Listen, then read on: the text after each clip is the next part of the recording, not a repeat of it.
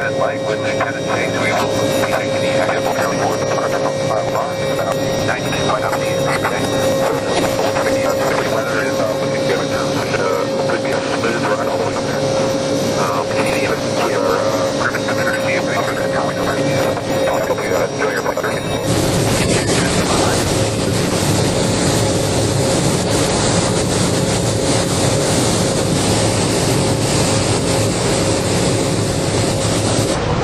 Well, how'd you like that trip, Jose? Oh, that was nice. That landing was nice. I thought it was gonna be more bumpy. The other way. Yeah. What'd you think of that, John? It's fantastic. That was great. It's more comfortable than United Airlines. Yeah. Oh! Much worse. You know, you were talking about United, and I looked at the escape hatch. Most of the flight attendants couldn't get through it. Yeah. Here's the rest of the crew.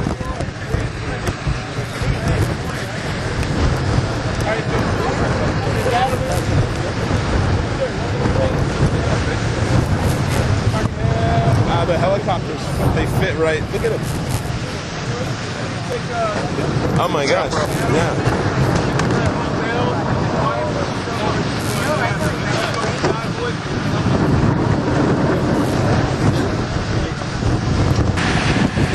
I can mention somebody welcome. So you escort them to the Mr. Giovanni to the sideboard. He'll be the first to go through. Standing front waiting from the whistle, or as soon as they salute, walk through. Or he'll have him walk through. And then next we have Ambassador Arnon. The kid pointing this guy. Yeah. Don't want to lose the video.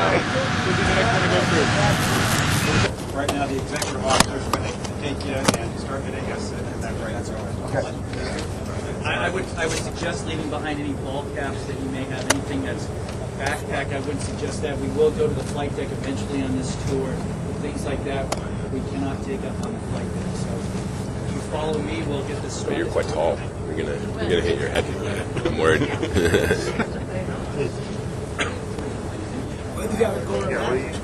So it's a film. It's got film in it.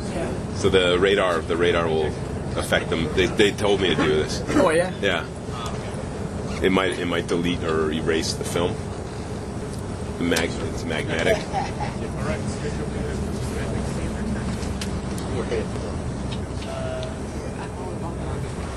It's John Stennis.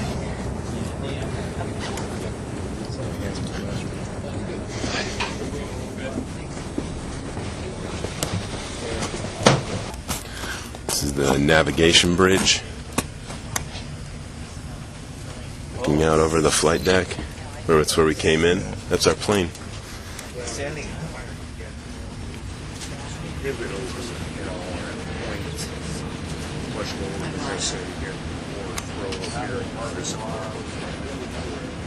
Wow. This is nice. It's the best view in the world. Best view in the world right here, yeah?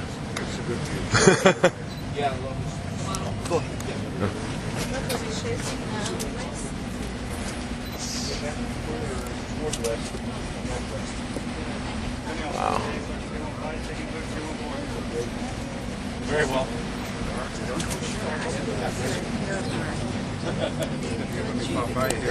They're getting ready to man up right now. We've got a variety of other types of aircraft. We take a look at 201. You see it in 111. Those are both Super Hornets. So 200 is a single-seat Super Hornet, and 111 is a two-seat Super Hornet. And so the aircraft essentially are the same aircraft, with the exception of one is pilot only, and the other is a pilot and whiz over to fly with it. You see 410 and 304 all the way out there in Catapult 1 and 2. Those are normal Hornets. They came into being in the mid-80s, right around 85. We told Congress they're the same aircraft, just an upgrade, but really they're completely different aircraft. The Super Hornet is much larger. Okay, there's a lot more bring-back capability, which is important. Bring-back capability means that I'm able to go out there, loiter over enemy territory. If we elect not to drop, bring those weapons back. Otherwise, we fly back, we have to put them in the ocean. We prefer not to put them in the ocean before we land. It allows us more fuel, it gives us more range, a whole bunch of good things. So we take a look at the E and the F, okay, the single seat, the two seats. I replaced the A6 and the F-14 primarily. Okay.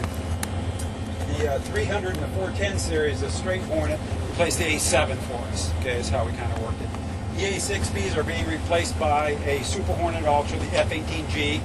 They're in operation right now, depending upon which carrier. The Bush was flying with them. They flew over Libya, did combat missions over Libya. So the last A6Bs will fly here in about a year and a half. So we're at the backside as far as the A6Bs are concerned. E2 command and control aircraft, big super dome on top as far as the radar is concerned. Then a variety of different helicopters that you see throughout here, along with the COD that you landed with the carrier onboard delivery aircraft. Yeah. The flight deck is full of different colored shirts. Yeah. When you look at the blue shirts, I call them the muscle. They run around and they're the most junior sailors that we have on board. They're 18, 19, 20-year-old sailors. When you get down there, you go, oh my God, they look young, because they are. 18, 19, 20 years old. And they're the muscle. They move things and pick up chains. You see them going underneath the aircraft.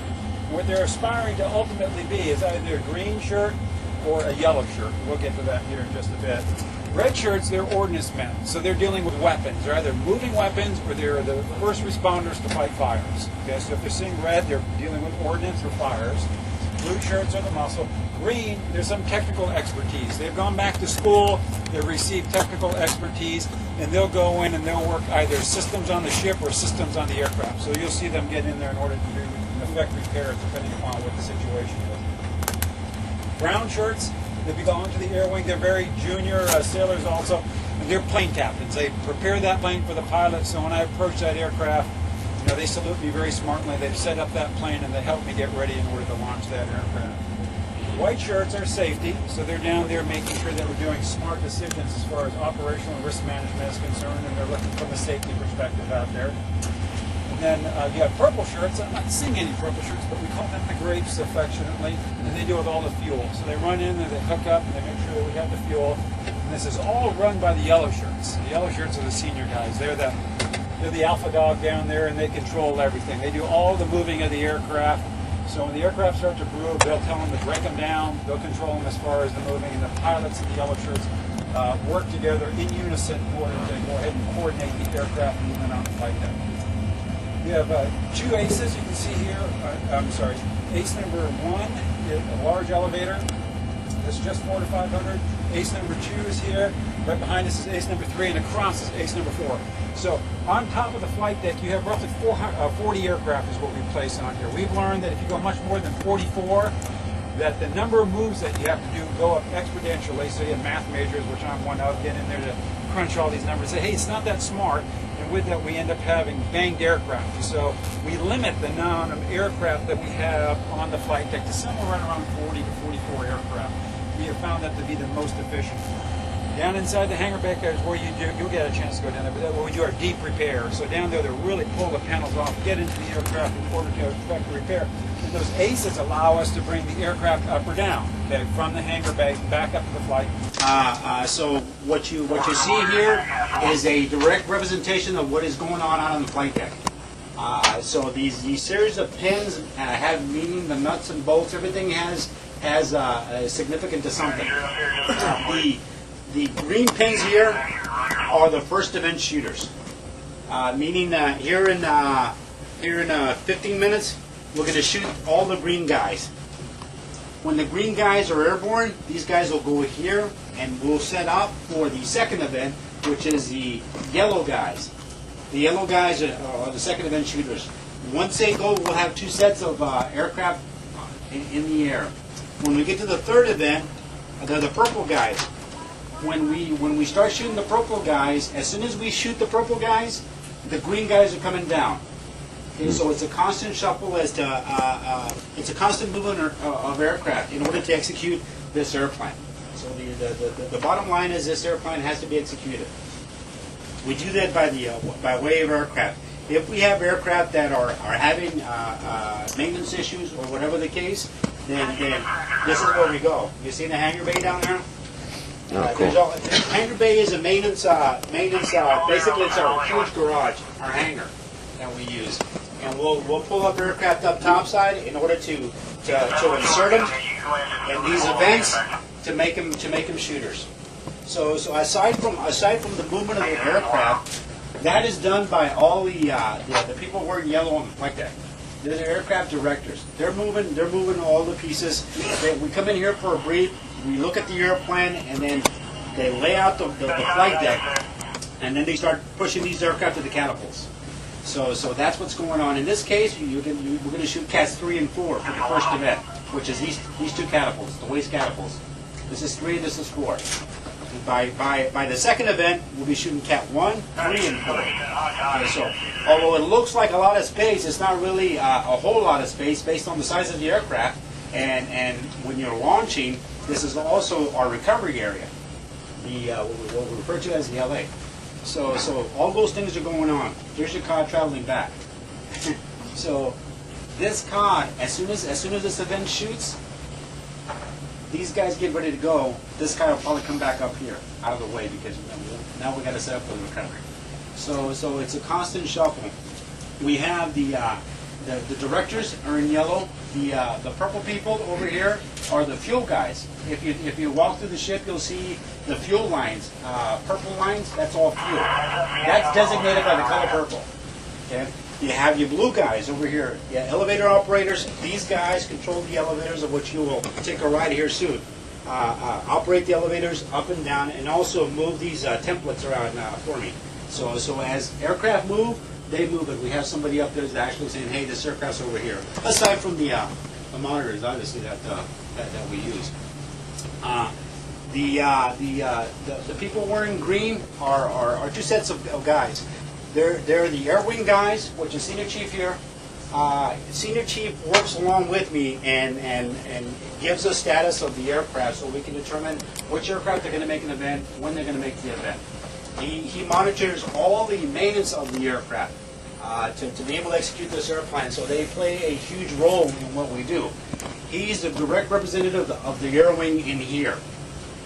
The other set of green guys you'll see out there are the catapult and the arresting gear guys. Go ahead, Blake. Those guys. Is 4-2 good? Dragon dog. Stand by. These guys are the green guys. Control also the arresting gear and the catapults. Okay. Also the visual landing aids.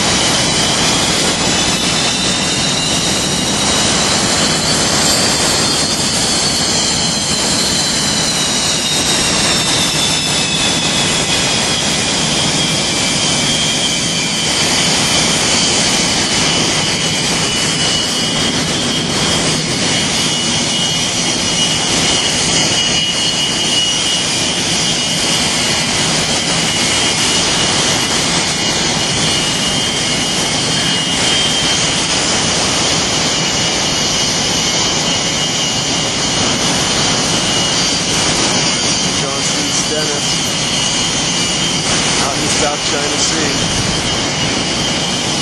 going down on the elevator.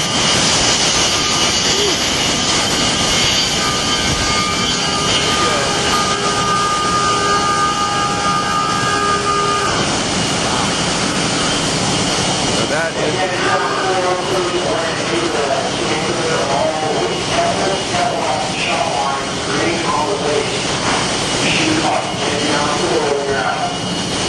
That's amazing.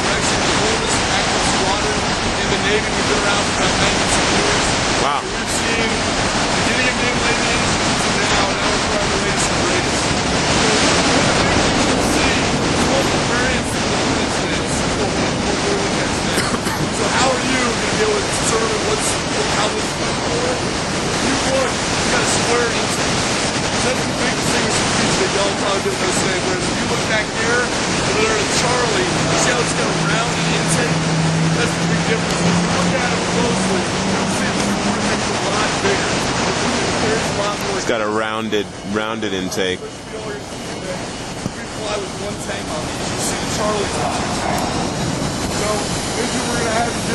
This is also a single seat variant. We have our other squadron, our sister squadron is DIP-51, and they're a two-seat squadron. Means they look at 1,000 pounds less gas. We don't have the extra set of eyes, so it's. we like to think we have a better end. They like to think they have a better end. It's a ride.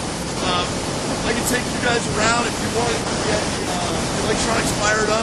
What you'll see inside is there's five digital displays you'll see.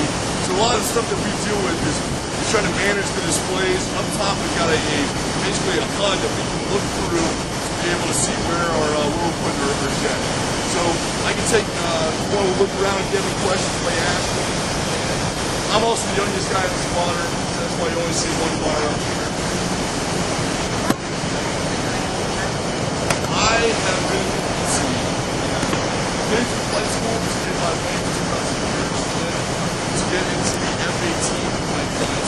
There's another 6 to 7 months. I actually was one of the few guys that trained at Virginia Beach. Trained at Virginia Beach. I qualified at the boat, and they deemed me proficient enough to send me out on a cruise. So I've actually never seen my home base yet. I flew directly from Virginia Beach to the squadron in Manila. Currently been here for 5 months. So when I get back, I've got to go find out how to live. Yeah, he's from Virginia Beach. It's a very different.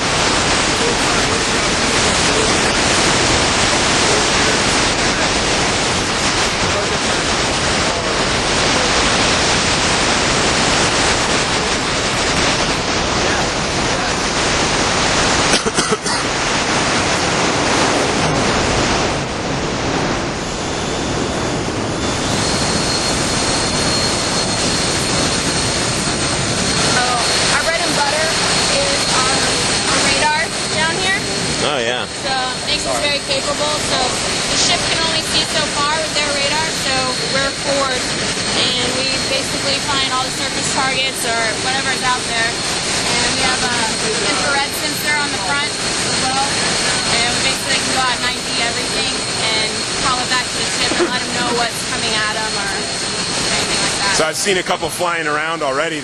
How many are out there now? 2 or 3 or? That's probably, that one is a Sierra. Oh, okay. This is a Romeo and that's a Sierra, so okay. They look very similar. It's both like Cadillac DeVille's, but this one's got, the special avionics suite. Okay. So this one is like ASW and SCW. They are primary logistics and passengers. Oh, okay. So if you look in the back here, there's not room for many passengers. No. You get so many. Yeah. You are but if you look in the back of the Sierra, it's gutted. So they just fit a bunch of people with cargo. They basically just take over ship to ship or back to the land. This would be involved in anti-piracy patrol. Were you involved in that? 50 cal gun mount right here, and our air crewmen are the gunners. And we also have infantry 40, 7.62 millimeter, so a little bit smaller round. More for like personnel where the gal is more like 60 cal. Yeah, definitely counter-piracy. Hey, the captain's from Thailand. We have the radar, so we'll find them first on our radar and go to it and pick them up. Also named Aiden. Yeah, that one's Aiden as well? Cap. This is one of our maintainers. Oh. So you can see all the aircraft have people written on them. It's just like boost morale, so if you can, So was he born originally in Bangkok? Yeah. What is Aiden's name? That's the name. That's his name. Really? The doors have like our pilots' names on them. That's Aiden.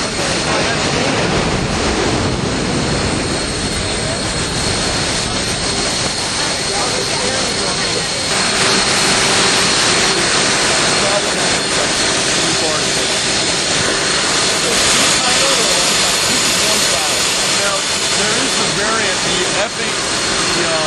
F-18 Foxtrot. That's our sister squadron. They've got 2. Foxtrot, wasn't that the Soviet? I thought that. The Fox Bat. Fox Bat, yeah. Fox Bat is. We've got, I don't know if they have any standard aircraft down here. Those are you got heads-up display on that and everything? Yep, Yeah? HUD's up here.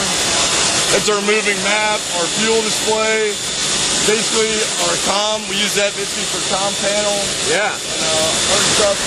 And these two, the DDIs, what we call them, you can put anything you want up there. We use that for our clear. Yeah. So if you see the pod down there on the bottom left, that gives us our capability to zoom in on the ground and be able to figure out what the hell's going on in theater. For land, yeah. Pretty much. So basically, the guys on the ground will be, hey, we want you to check this out. They'll give us a coordinate. We type it in, and it's basically like one big camera. They have. And the S3 that we used to have, and even the Tomcat. They had some pretty cool. This plane is heavier than a Tomcat? No, not heavier. Oh, okay. Different specifications. Yeah.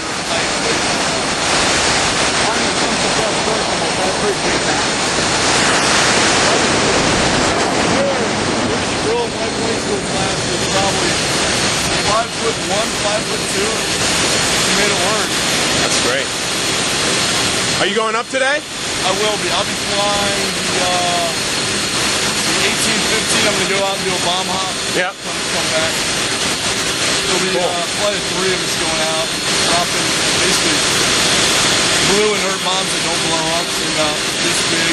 You'll probably see them on deck as you get there. Actually, they're on 201. Oh, yeah. 201 over there on the left-hand side. Yeah. We call it blue death. So what it has basically is a powder charge on the nose. When it drops, there's just a big pump of white smoke so you have an idea where the hell you're dropping. Otherwise, what's the point? No, yeah. And it's biodegradable, and I'm sure it's all environmentally friendly. That's right. Essentially, that's what it is. What we'll do is we'll give it a computer. We'll weigh.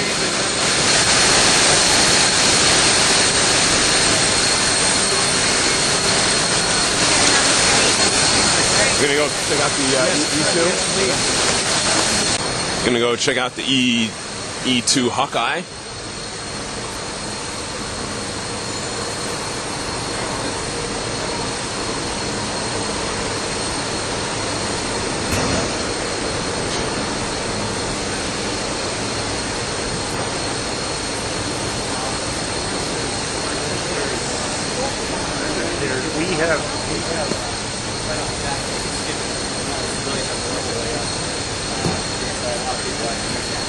I heard it's a good deal. I thought a good way before I get to that off. More or less, yeah. It's maybe not very long since 7 months has been, but guys, this is obviously going to be a second plane. This is the E2C. This is the Hawkeye 2000 variant. So it's the upgraded version of the E2C. We'll be showing you some of the differences, but if you guys have any questions, just let us know. We'll be able to answer them anytime. This is John O'Neill. He's one of the pilots for our squadron. I'm Scott McCord. I'm one of the NFOs. So I'm in the back. John is one of the guys who actually flies the airplane. If you guys want, we can take any questions. Yeah. watch your step with a bunch of random games all over the place, like this one right here. Tripped over it several times. Yeah, I've been on a plane next to John, you guys with Aaron from the Merchant Marine, Kings Point guy? E3? Oh, Brodsky? Yeah. RXO? Yeah. He's our executive officer, second in command. He's nice. I met him on Thursday. He's from Kings Point, he said. No, quite, he is. Quite unique, yeah. Yes, man, he's around here somewhere. You might run into him. Yeah, that'd be good. Can you explain what this aircraft, because a lot of people don't know, explain me, what does this aircraft do? What's the purpose? So the primary mission is airborne early warning control. So essentially the way it'll work, the primary mission anyways, we'll launch off the ship before anybody. We'll climb up real high and we'll get all our systems online, the radar will start spinning, and basically just getting a huge picture of what's going on around us. All the ships that are with the strike group obviously have the same capability with their spy radar and whatnot, but they're primarily based on line of sight. Since they're down at literally sea level, they can't see nearly as far as when we get up to 25,000 feet and look over everything. So the way it works is we kind of connect the picture between all the different ships. We'll go out and see a ton of stuff, analyze all the data, send it out to all the ships. So now everybody in the strike group has a massive picture of stuff way over their horizon that's being provided to them by us. Because like I said, we just get a much bigger horizon at that altitude. So the radar is the most notable feature, and then you've got other things like this, a whole bunch of different systems in the plane designed to go take a look and see what's actually out there. So you're the first one up in the air. Correct. Yeah, we'll usually be on the schedule for a 5-minute early launch. So if there's 10 planes on a launch, we'll be the first ones to go, and then we'll send all the Hornets and stuff behind us. They're obviously a lot faster than us, so if we're pushing out, we need the extra time anyways. But it also takes us in the back a few more minutes to actually set up the system. So you're the back operator all of the radar system, various systems. That's correct. Yeah. So, it takes because we have to analyze our entire system, make sure everything's functioning, make sure all our navigation's lined up, make sure all our data links are lined up as well, so that once those fighters do check in, we're ready to go. Pretty much. Usually we get a few minutes because the fighters have to do some admin stuff, but buying us that extra 5 minutes. Now, will you get the data and then transmit it down to the ship or to other aircraft? We are linked up with the ship and other aircraft as well, so we can actually bridge the gap between the fighters out there, the ship, and then other ships as well that are in this program. Okay, sounds good. 5 minutes. Holy macaroni.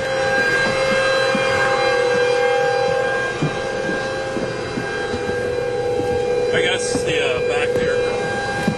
Oh, cool. You guys want to slide that in? Yeah, we can slide down that level. Alright, so this is where the mission crew actually does their mission. It works fairly well at altitude. So the climate control is good at altitude. Yeah, climate control. Okay, you got it. If you guys have any more questions, you guys swing by our radar room anytime. We'll be able to answer it. Thank you. Thanks so much.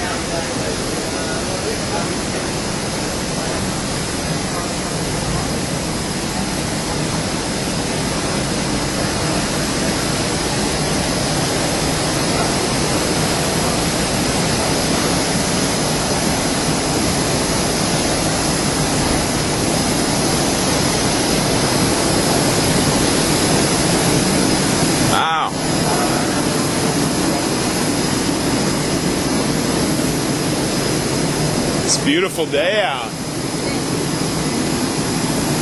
How many knots do you think we're moving at now, usually? Not too much, especially right now.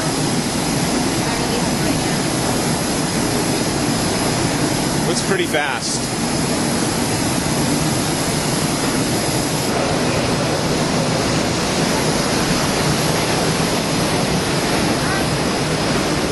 That's what I was asking.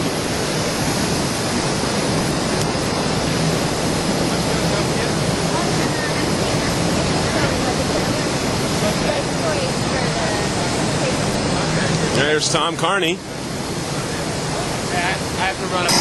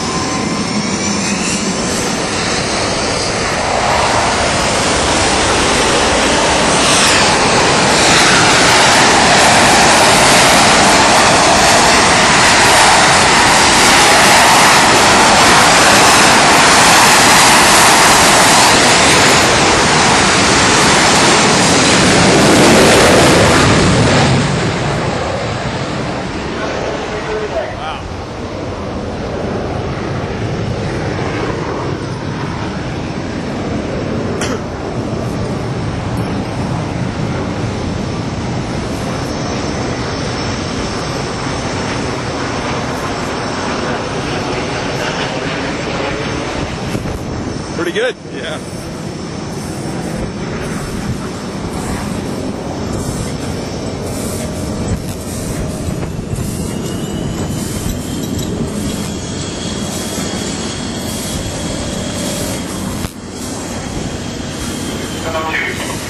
We're gonna watch them land? Yep.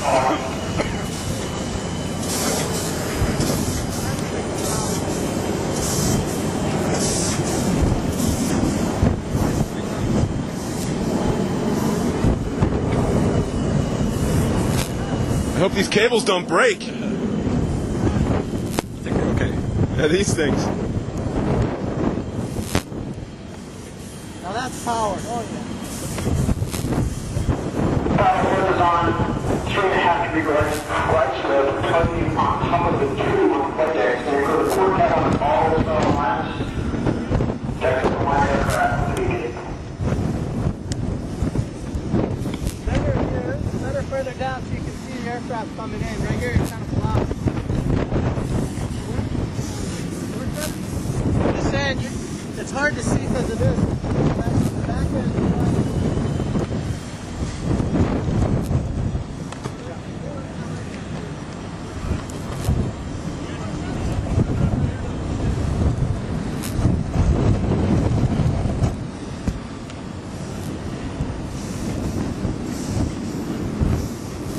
Oh, yeah.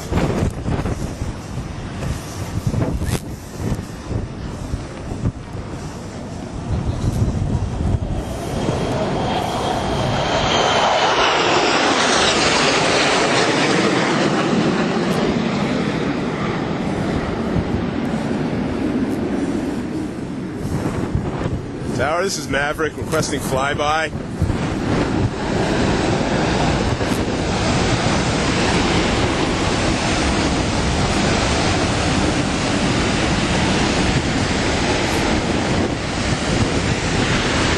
Sorry, Ghost Rider, the pattern is full.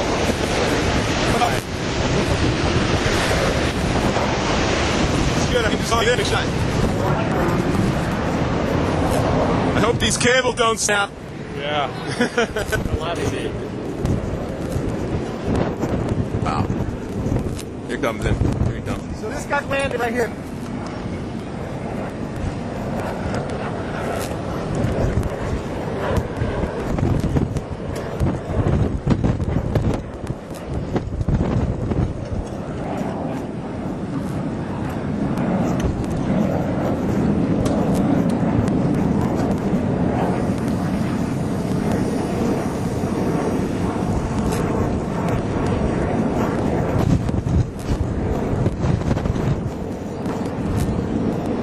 Lost him.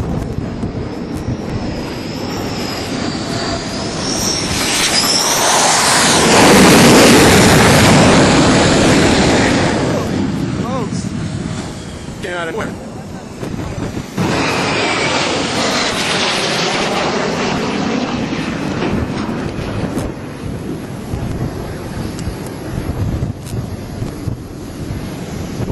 Today they're aiming for the second wire, which is right here. Here comes another one.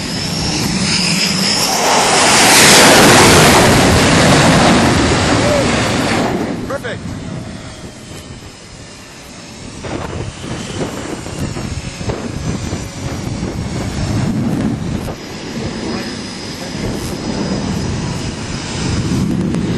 What do you think? Pretty nice. Getting into the Air Force and making A bit more interesting where you find that. the desk. You getting good photos? Oh, that's right.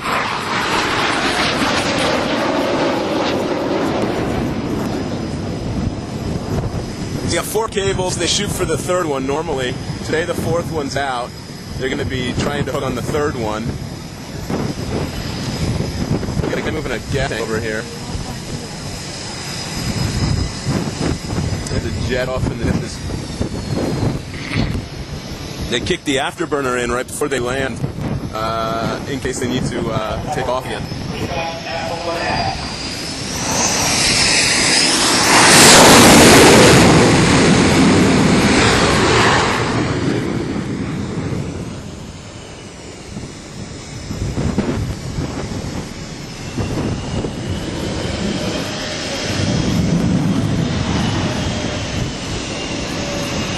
That's a missile battery over there.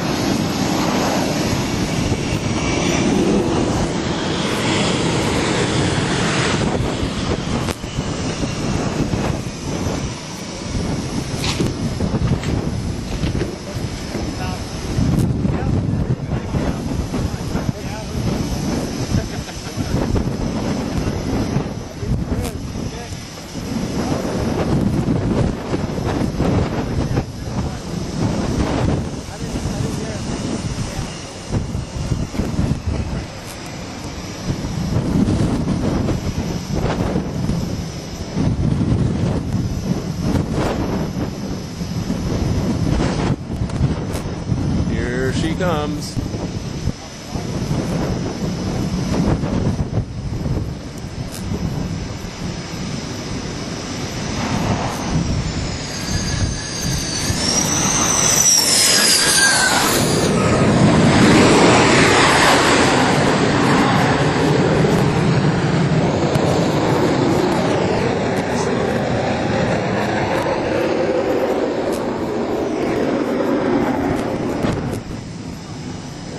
That was a different one. The engine sounded much different, yeah.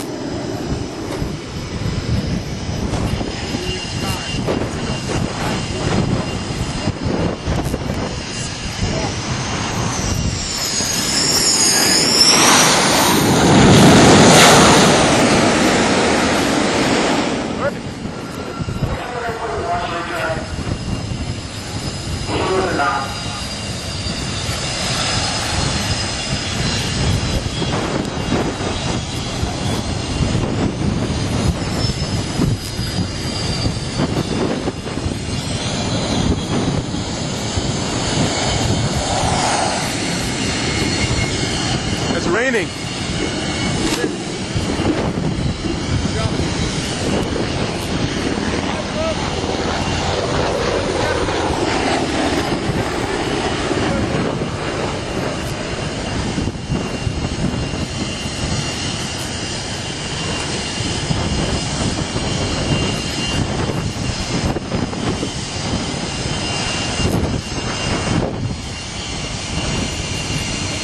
That's the search and rescue. So then the first guy's up, and after everybody's landed,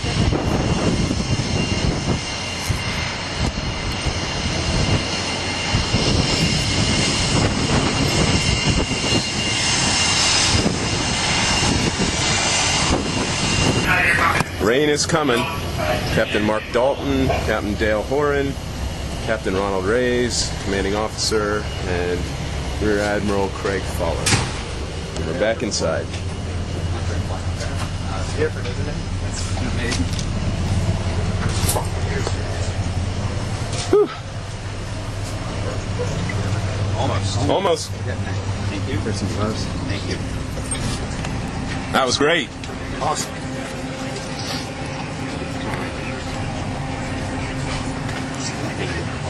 That was better than Wicked. I'm sorry, man. Wicked was great, but that was better than a Hollywood blockbuster or anything. Yeah. All right, Admiral, and it's valet out there. Get all the aircraft where they need to be. Get them in the air and then safely back aboard. I hope you've enjoyed your time here on the Navy's greatest warship, John C. Stennis. Are there any questions before we turn you back over to the PAOs for us? Ideally, which wire should they catch? Under normal circumstances, when all four wires are on board, we're doing maintenance on the four wire. So when all four are up and operable, the 3-wire is the target wire. Today, the 2-wire was the target wire. And as we discussed, it was a very good question. Why not the 1-wire? So you have more opportunity. Penalty for failure if you're too low trying to catch that first one is you find the back of the ship, and that's not what we want to find. So. Of the ones that missed it, how many were just doing it to show that they could? Yes. All of them? All of them, absolutely. We did not miss. So the whole show was full us only. Oh, absolutely. There was so much control.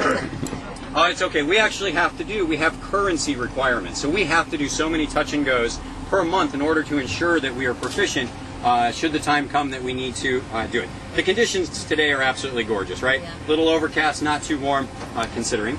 And it's an excellent opportunity. As we came across the Pacific, there was a typhoon. the deck was rolling and pitching, and it was much more difficult. So all that practice comes into play at that point. And it's very nice to have the confidence to know that you can get back aboard the ship, especially in a blue water environment, an area in which you may not have an option otherwise. Ladies and gentlemen, again, thank you very much, Admiral. Thank you. Guys, have a great rest of your stay on board. Thank you. I'll take that up. Thank you, sir. How often do they catch lines? Hopefully never. Fortunately, yeah, we have an extremely high success rate. Been very rare. Was it only like decades ago that they would snap every now and then and It's take still out some guys? Yes, it is still World War II, possible. right? Just we have changed the construction. The center of the rope is now a polycore center instead of a hemp center, so it's a synthetic material that we use, much more reliable, stronger. Changed the timing in which we change the cables out. We only accept so many traps, as we call them, on a cable. How often do you change the cables, you said? They are the one you see on the flight deck that is strung across. It's called the cross deck pendant, 110 feet, and we change them every 125 traps. That's all they're allowed to sustain. And then there's a whole mechanism underneath. I'm not for sure how your tours will go, but underneath we have a whole 1,100 more feet of cable that goes through the ship down to the arresting gear engines. Is that going to change at all with the new class of carriers coming out? They're doing all the fancy magnetic whatever. That is the plan. They have successfully launched using, they call it EMALS, and it's an electronic magnetic launch system. They have successfully launched a Hawkeye, the E2C that you see with the big dome on top. They did do that from a land-based attempt. So. Well, a lot of aircraft have trailers. That doesn't affect That is, The recovery is the same. Yeah. That is electronic attack is their official title. Great.